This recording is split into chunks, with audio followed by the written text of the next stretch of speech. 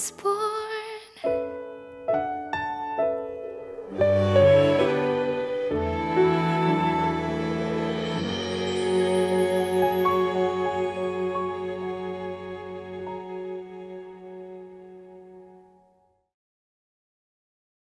제43장.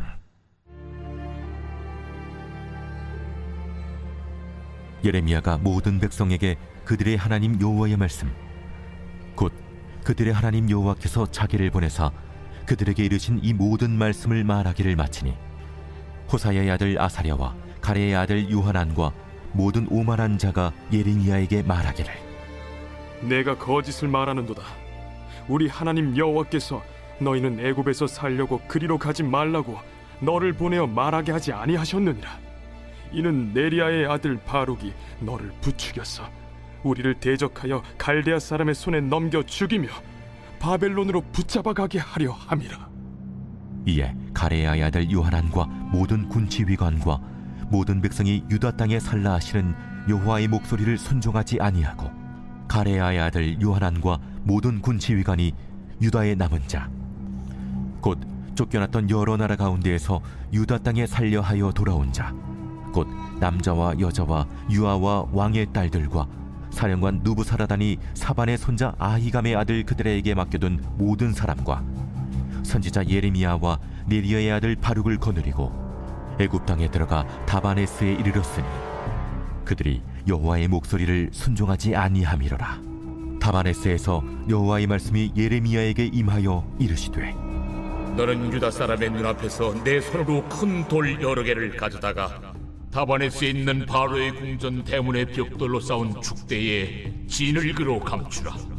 그리고 너는 그들에게 말하기를, 만군의 여호와 이스라엘의 하나님께서 이와 같이 말씀하시되, 보라, 내가 내 종 바벨론의 느부갓네살 왕을 불러오리니 그가 그의 왕좌를 내가 감추게 한 이 돌들 위에 놓고 또 그 화려한 큰 장막을 그 위에 치리라.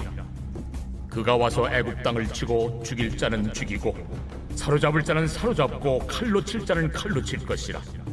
내가 애굽 신들의 신당들을 불지르리라.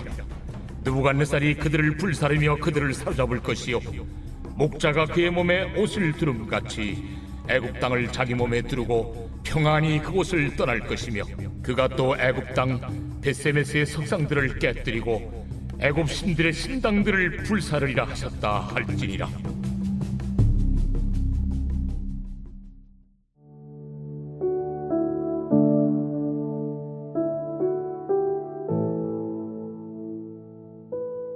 며칠 전 둘째 아이가 퇴근하고 집에 들어온 자기 아빠가 도시락통을 설거지통에 내려놓고 방으로 들어가는 모습을 지켜보면서 이렇게 말했습니다. 엄마, 아빠가 엄마가 설거지 다 했는데 여기에 또 설거지할 그릇을 내려놓고 가셨어요. 휴, 이건 제가 할게요. 라고 말이죠. 제가 얼마나 놀랐는지 모릅니다.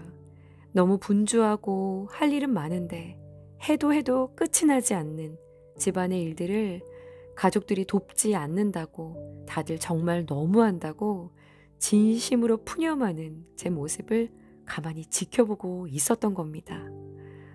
우리는 참 분주하게 하루하루를 살아가죠. 여기저기에 할 일이 얼마나 많은지 이렇게 푸념이 나올 정도로 일을 합니다. 내가 맡은 역할들, 직장에서, 가정에서, 학교에서, 교회에서 정말 속도를 2배, 3배 더 빠르게 해서 달리는 삶을 삽니다. 쉴 새 없이 이어지는 요구에 부응하기 위해 시간 제한도 없이 달려가죠.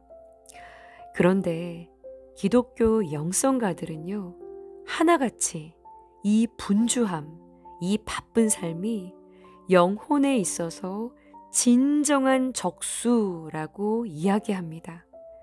다람쥐 쳇바퀴 도는 것 같은 정해진 이 분주한 틀 안에서 쉬지 않고 계속 돌아가는 삶은 하나님의 고요한 음성을 들을 수 있는 시간을 절대로 내어주지 않기 때문인 것이죠. 우리를 인도하시도록, 깨우치시고 교정하시도록, 우리에게 확신을 주시도록 하나님께 시간을 온전히 내어드린 때는 언제이셨나요? 저는 오늘 예레미야 43장을 묵상하며 자리에 대한 이야기를 나누고자 합니다. 우리가 정말 지켜내야 할 자리, 싸워내야 하는 자리, 그 자리에 대한 이야기예요. 오늘 본문에선 지금까지 예레미야를 통해 하나님의 분명한 뜻을 전해 듣게 된 유다의 남은 자들이 드디어 자신들의 입을 열어 이야기하는 장면이 나옵니다. 2절을 보시면 아사랴, 요하난, 그리고 모든 오만한 자들이 예레미야를 향해서 이렇게 말하죠. 네가 거짓을 말하는도다. 우리의 하나님 여호와께서 애굽으로 가지 말라고 말하지 아니하셨다. 이것은 바룩이 너를 부추겨 우리를 대적해 우리를 사로잡아 바벨론으로 붙잡아가게 하려는 것이지.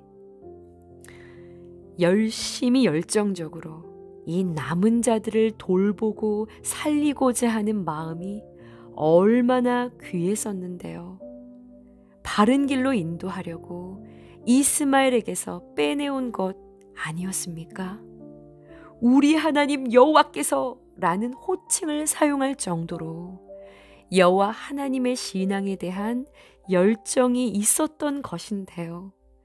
이렇게 하나님의 뜻을 오해하고 깨닫지도 못하고 하나님의 사람을 모함하며 하나님의 말씀을 듣지 않는 이 완고함은 하나님께 시간을 내어드리지 못하는, 하나님께 가르침을 받지 못하는 그리스도인들에게도 언제나 나타나는 모습입니다. 이스마엘이 그다랴를 죽이고 남은 자들을 다 끌어가는 반역을 시도했다면 지금 이 요하난 역시도 애굽으로 이끌고 가겠다라는 똑같은 반역을 시도하고 있는 것인데요. 그야말로 내로남불인 것이죠. 같은 악을 행하고 있는데 보지 못하고 내가 하면 늘 정당하다는 겁니다.